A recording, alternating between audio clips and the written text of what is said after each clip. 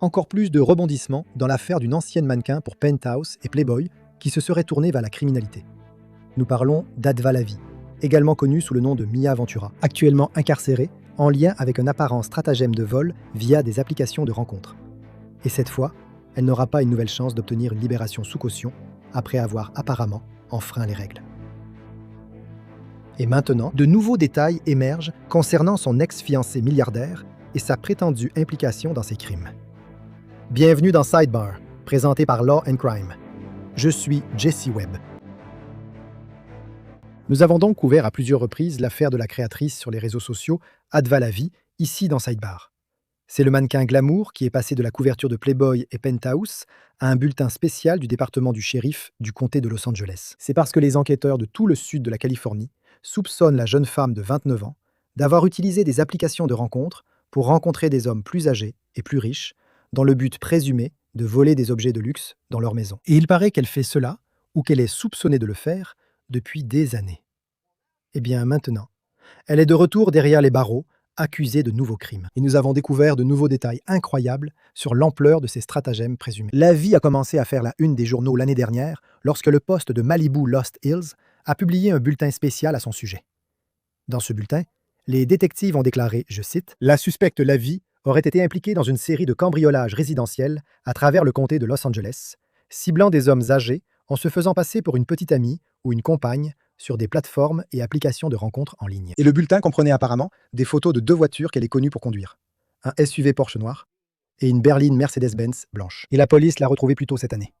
Ils l'ont inculpée de 6 chefs d'accusation criminels.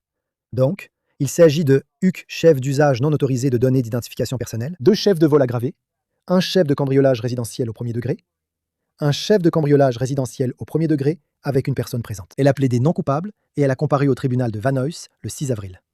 Elle a été libérée sous caution avec un bracelet électronique à la cheville. Ensuite, on arrive à la fin du mois de juillet. Les adjoints du shérif de Los Angeles ont de nouveau arrêté Lavi. Et cette fois, c'était parce qu'elle avait apparemment un mandat d'arrêt du comté de Riverside où elle fait maintenant face à une accusation de vol qualifié. Fox 11 a rapporté une déclaration de mandat d'arrêt qui a été déposée par la police d'Indio. Et un homme leur avait signalé qu'ils avaient invité Lavi chez lui pour aller à Coachella l'année dernière. Il affirme qu'elle aurait volé une montre Rolex d'une valeur de 8 600 $, une paire de lunettes Louis Vuitton à 700 $, et un porte-carte Louis Vuitton à 1 800 $. Des documents judiciaires révélés par ABC7 Los Angeles détaillent une autre série de crimes présumés, car les procureurs affirment que Lavi sortait avec un homme de 78 ans, qu'elle aurait complètement dépouillé. Le bureau du procureur affirme que Lavi a pris plus de 17 000 $ en liquide, 100 000 $ de vêtements de créateurs et des pièces d'or d'une valeur de plus de 4 000 $. Les enquêteurs affirment qu'elle a ensuite publié une vidéo sur TikTok où elle fait visiter son appartement et où certains des vêtements volés seraient visibles dans son placard. ABC7 a également rapporté que Lavi avait dit au même homme que sa mère était décédée, qu'elle avait besoin de 25 000 $ pour couvrir les frais funéraires. Elle se serait ensuite rendue dans son pays d'origine, Israël, où elle a été vue avec sa mère, qui était bel et bien vivante. Et vous vous souvenez du bracelet électronique qu'elle portait, ou était censée porter? Eh bien, selon Fox 11, le bureau du procureur affirme qu'elle l'a enlevé. Elle fait donc maintenant face à une infraction mineure pour violation d'une ordonnance du tribunal, en plus de ses autres chefs d'accusation. Le Los Angeles Times rapporte que les avocats de Lavi ont demandé qu'elle soit placée dans un programme alternatif aux poursuites. Cela signifierait qu'elle serait orientée vers un traitement de santé mentale plutôt qu'une sanction pénale. D'après le LA Times, ses avocats ont soutenu qu'elle avait été victime de violences physiques et sexuelles, qu'elle avait été victime de traite sexuelle et qu'elle souffrait de stress post-traumatique. Apparemment, ils l'ont fait évaluer par des experts en santé mentale et ont soumis le rapport au juge. Le problème, c'est que le juge a remis en question la sincérité de Lavi. Les documents auraient indiqué que chacune des victimes présumées de Lavi lui avait donné une grande quantité de drogue et d'alcool, mais le LA Times rapporte que le juge a déclaré que ce n'était tout simplement pas vrai. Le tribunal a finalement statué que l'état mental de Lavi n'avait joué aucun rôle dans ces crimes présumés. C'est une grande défaite, et nous parlerons des implications juridiques de cela dans un instant.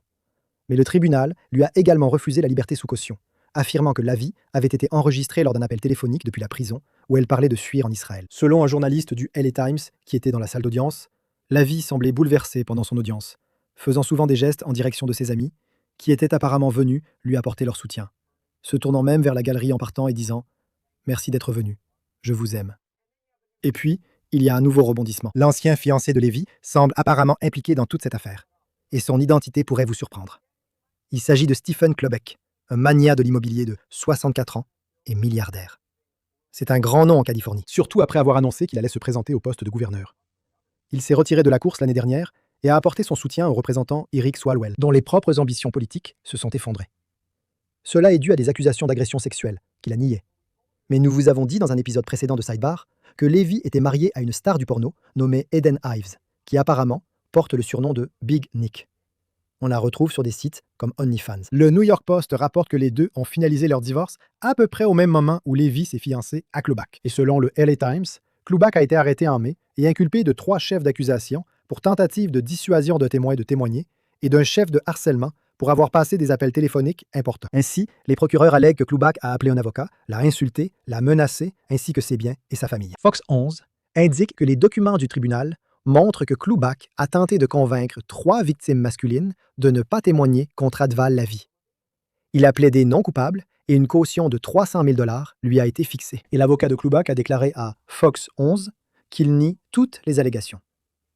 Le California Post rapporte que Lavie vivait dans le manoir valant plusieurs millions de dollars de Klobuchar, mais qu'elle a déménagé et que les fiançailles ont été annulées après son arrestation. Klobuchar n'assumerait également plus ses frais juridiques. Mais Lavie, d'ailleurs, risque jusqu'à 11 ans de prison si elle est reconnue coupable des accusations de vol dans le comté de Los Angeles. Parlons-en. Très bien, laissez-moi accueillir l'ancien procureur fédéral, Nima Rahmani. Nima, c'est un plaisir de vous voir. Merci d'avoir pris le temps. Vous êtes notre expert en droit pénal de Los Angeles. Parlez-moi. Notre expert de la Californie. Dites-moi ce qui se passe ici, lorsque Advil Levy, si nous comprenons bien, fait maintenant face à des accusations dans plusieurs juridictions. Qui la poursuivra en premier? Habituellement, le premier à déposer une plainte a la priorité. Mais dans ce cas particulier, comme la plupart des accusations concernent le comté de Los Angeles, Riverside pourrait décider de se mettre en retrait. Évidemment, les procureurs veulent présenter le dossier le plus solide. Et que ce soit avec plus de victimes ou plus de témoins d'actes répréhensibles antérieurs, cela va vraiment à l'encontre de notre argument selon lequel il s'agissait d'un malentendu ou que les objets avaient été égarés. Si vous avez 10 victimes ou plus à Los Angeles, c'est vraiment là que l'affaire devrait être jugée en priorité. Sur cette chaîne, nous parlons de crimes, d'enquête et de justice. Pourtant, une menace reste rarement à la une des journaux. Les informations personnelles qui sont collectées et vendues à votre sujet en ligne. Si je vous disais que votre adresse, votre email, votre numéro de téléphone et même des informations sur votre famille sont achetées et vendues en ligne sans que vous le sachiez. Chaque jour, des courtiers en données et des sites web publics collectent, publient et vendent des informations personnelles. Cela peut entraîner du spam, des arnaques, le vol d'identité et peuvent compromettre votre vie privée. C'est pourquoi j'aime Incogni. Saisissez votre email et Incogni détecte automatiquement où vos données sont exposées, puis envoie des demandes de suppression pour vous. Le tableau de bord de l'application vous fournit des rapports détaillés indiquant exactement où vos données ont été supprimées et, avec l'abonnement illimité, vous pouvez aller encore plus loin. Collez simplement le lien d'un site exposant vos informations personnelles. Et les experts d'Incogni en protection de la vie privée s'occuperont du reste. La mise en route ne prend que quelques minutes. Et après une autorisation ponctuelle, Incogni fait le plus gros du travail pour vous. Reprenez dès aujourd'hui le contrôle de votre vie privée. Utilisez mon code spécial pour bénéficier 60% de réduction sur tout abonnement annuel Incogni, avec en plus une garantie de remboursement de 30 jours. Scannez le code QR ou cliquez sur le lien ci-dessous pour commencer à supprimer vos informations personnelles d'Internet. Ils ne peuvent pas vous nuire s'ils ne vous trouvent. Les efforts de son équipe juridique pour essayer de la faire rentrer dans un programme de déjudiciarisation plutôt que dans le système de justice pénale. Si je comprends bien, tout d'abord, comment cela fonctionne-t-il généralement et pourquoi cela n'a-t-il pas fonctionné ici? Oui, je ris, c'était un bon essai, mais ça ne va pas marcher dans ce cas. Donc, la déjudiciarisation, et il y a différentes versions selon les États, mais ce que ça fait, c'est essentiellement mettre l'affaire en pause. Cela reporte la comparution initiale. Et dans une affaire de crime, cela peut en fait être reporté jusqu'à 2 ans. Et si le prévenu respecte les conditions du programme de déjudiciarisation, qui dans ce cas serait un traitement de santé mentale, au terme de la déjudiciarisation, l'affaire est en fait classée. Il y a différentes façons de faire. Parfois, vous plaidez coupable, mais il n'enregistre pas le jugement. Et si vous restez dans le droit chemin, l'affaire sera classée. Mais cela s'appelle la déjudiciarisation. Parfois, on parle de DEG, c'est-à-dire l'entrée différée du jugement. Mais en réalité, les programmes sont les mêmes. Ils sont faits pour que les gens obtiennent l'aide dont ils ont besoin. Souvent, il s'agit de drogue. Parfois, c'est la santé mentale. Dans ce cas particulier, la défense a soutenu qu'elle souffrait de troubles de stress post-traumatique. Et c'est la raison pour laquelle elle a adopté ce comportement criminel. Et ils ont soumis différents rapports de professionnels de la santé mentale pour l'appuyer. Mais ce que le juge a dit, c'est, écoutez, même si elle souffre de troubles de stress post-traumatique, qu'est-ce que cela a à voir avec le fait de voler des hommes riches plus âgés? Il n'y avait vraiment aucun lien. C'est pourquoi la demande de déjudiciarisation, et dans ce cas de déjudiciarisation pour raison de santé mentale, a été rejetée par le tribunal. Donc, en d'autres termes, il n'est pas impossible qu'un programme de déjudiciarisation puisse être accepté par un tribunal, même dans une affaire de vol, n'est-ce pas? Si les circonstances étaient différentes, ou si le prévenu était différent, n'est-ce pas? Je veux dire, en général, quand j'ai entendu parler de déjudiciarisation, c'est quelqu'un qui, vous savez, il s'agit d'une conduite en état d'ivresse, d'une infraction liée à la conduite, d'une accusation de possession de drogue, des choses comme ça, n'est-ce pas? Est-ce que c'est impossible que cela ait été basé sur les accusations auxquelles elle fait face? La gravité des accusations? Ou est-ce que ce sont les circonstances spécifiques de cette prévenue? C'est évidemment plus difficile avec les affaires de vol qu'avec celles de drogue ou d'alcool. C'était pas impossible. Je pense que le défi ici, c'est qu'on a quelqu'un qui utilise des applications, n'est-ce pas? Quelqu'un qui volait tout le monde. Et c'était principalement des hommes, mais il y a des allégations selon lesquelles elle était à Ibiza et volait aussi des femmes. Donc, et le fait qu'elle avait déjà une affaire dans un autre comté où elle portait un bracelet électronique. Elle aurait enlevé ce bracelet électronique, n'est-ce pas? Donc, le juge se dit probablement, voilà quelqu'un, dans une autre affaire, qui n'est vraiment pas capable de respecter les conditions du contrôle judiciaire. Il est peu probable que la mesure alternative aux poursuites soit liée de façon causale à des problèmes de santé mentale. Et même si c'était le cas, j'ai de sérieux doutes quant à la capacité de cette prévenue à respecter le programme alternatif aux poursuites. Elle va probablement continuer à voler. Au fait, tu sais, les avocats de la vie, ils affirment qu'elle a été victime de violences continues. Et il semble même qu'ils essaient de dire que c'était aux mains de son ex, Adan Ives ou Edan Ives. Et pendant qu'elle était en prison, apparemment, plusieurs appels entre elle et Ives ont été enregistrés. Et apparemment, ils se parlaient avec amour. Ils s'adressaient des mots tendres, utilisaient des petits noms et se disaient « je t'aime ». C'était assez problématique pour elle et ça compliquait le renforcement de la stratégie de défense, n'est-ce pas?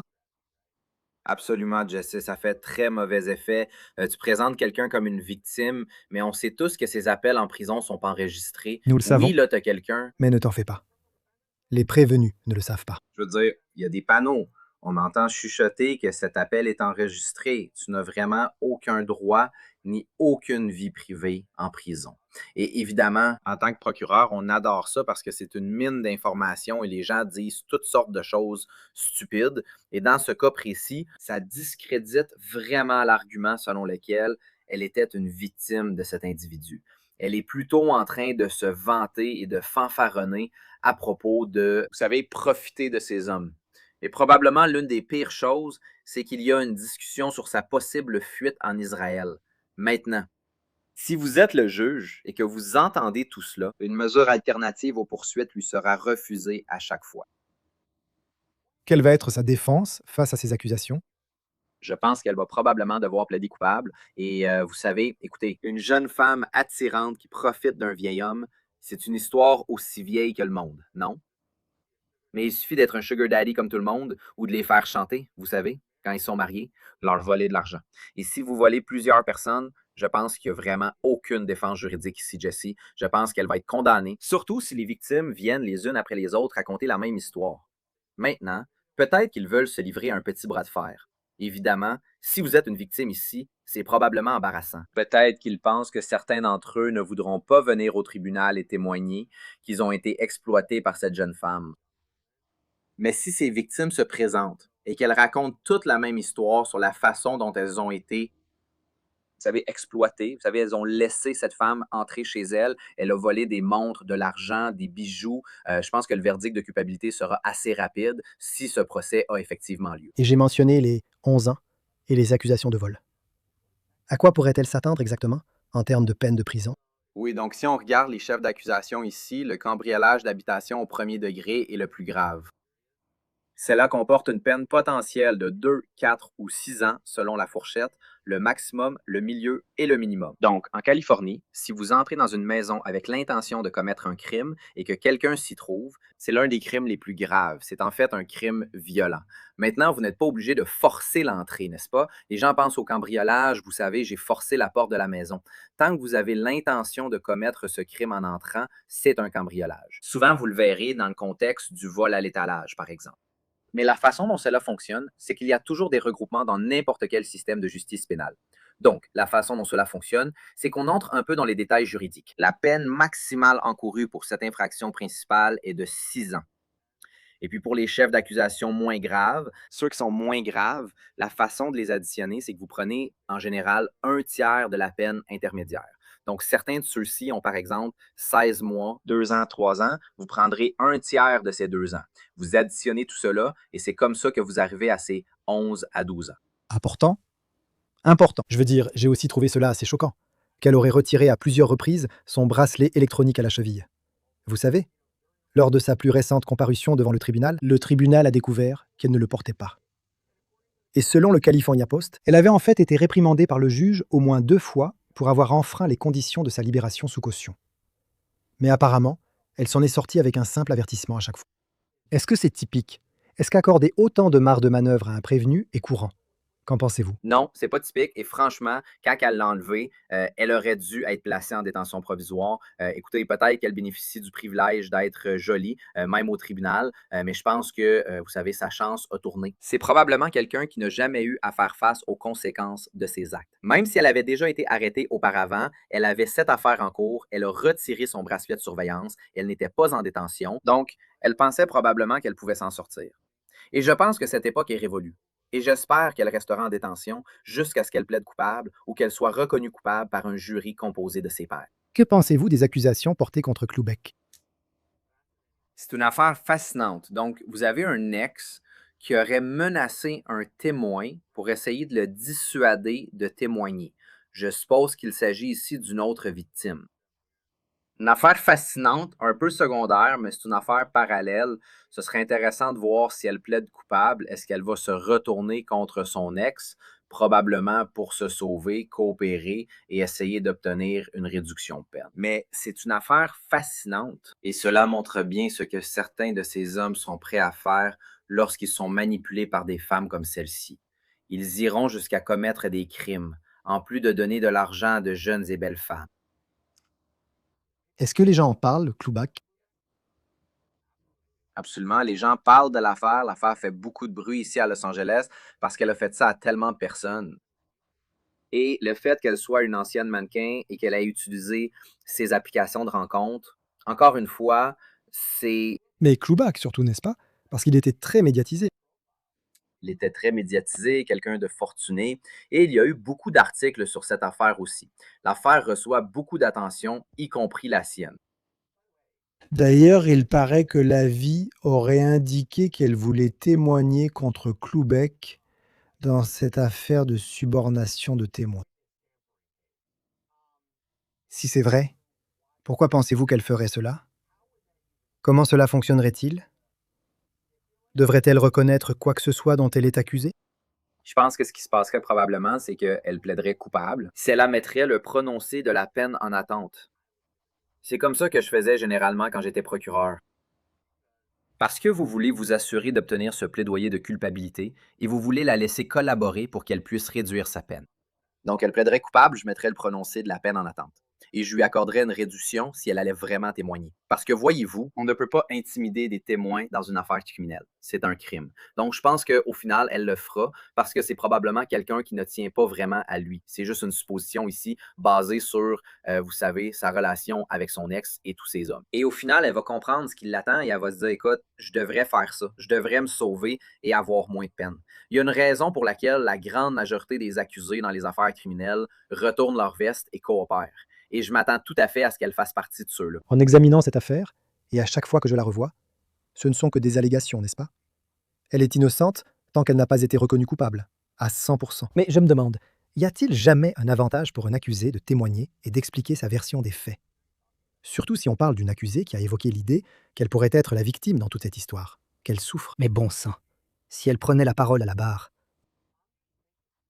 J'imagine juste les procureurs la confronter à un mensonge présumé ou une fausse déclaration après l'autre, encore et encore.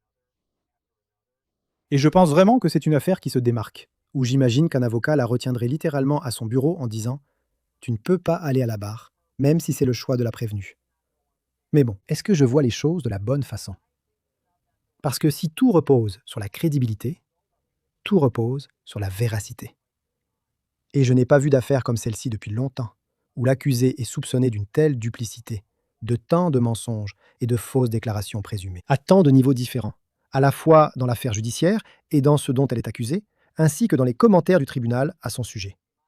Est-ce que j'ai raison à ce sujet? Tu as raison, Jesse. Ces affaires reposent souvent sur la crédibilité. Et tu as raison, ce ne sont que des allégations. Tout le monde est innocent jusqu'à preuve du contraire. Mais si ces allégations sont vraies, elle sera considérée comme l'une des plus grandes escrocs arnaqueuses de ces dernières années, n'est-ce pas? Donc, si l'accusation a vraiment des preuves, ils ont ces victimes prêtes à témoigner. Et tous ces hommes entrent dans la salle d'audience et racontent la même histoire. Aucun charme ne pourra la sortir de là. Encore une fois, c'est probablement quelqu'un qui a l'habitude d'obtenir ce qu'elle veut grâce à son apparence. Et elle en a profité. Mais je pense vraiment que ses jours sont comptés parce qu'elle a fait tomber une victime de trop. Voyons ce qui va se passer. Nima. Romani, j'apprécie toujours que vous preniez le temps. Merci beaucoup, monsieur. Merci, Jesse. C'est toujours un plaisir d'être là. À bientôt. Et c'est tout ce que nous avons pour vous pour l'instant ici sur Sidebar, tout le monde. Merci beaucoup de nous avoir rejoints. Et comme toujours, abonnez-vous sur YouTube, Apple Podcasts, Spotify ou partout où vous écoutez vos podcasts. Vous pouvez aussi nous retrouver sur Peacock de NBC. Si vous voulez me retrouver sur X, sur Instagram ou dans mon émission sur News Nation, Jesse Weber Live, du lundi au vendredi à 23h heure de l'Est. À la prochaine tout le monde.